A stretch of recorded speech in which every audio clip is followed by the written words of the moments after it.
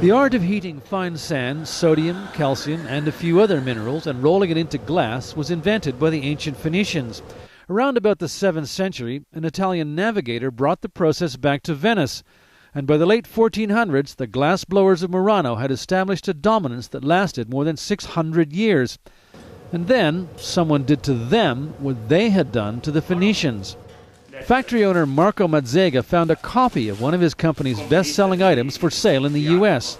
It was made in China, where they don't have to worry about worker safety or environmental hazards. And it sells for 1/3 the price of the real thing.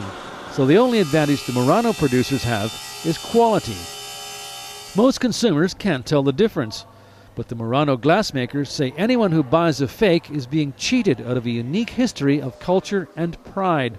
In Murano, we are born near the oven, Simone Cenedesi says.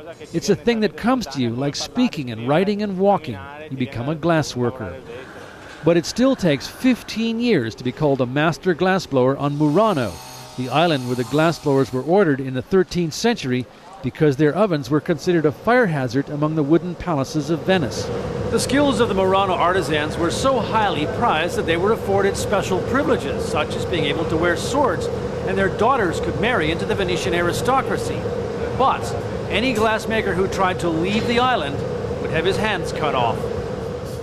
The punishment no longer exists, but the sentiment does. There's a whole part of Murano that thinks that secrets should be kept. There are some workers who went, for example, to the United States and taught, and they were looked upon as traitors.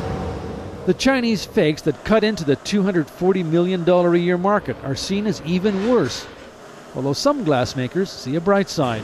It hurts, Simone says, but it also means people liked what I made. If I make something bad, no one will copy it. But if it is beautiful, they will. But a combination of Chinese competition and sons not following their fathers into the glassblowing business means that the real thing is getting harder to find. Alan Pizzey, CBS News, Murano.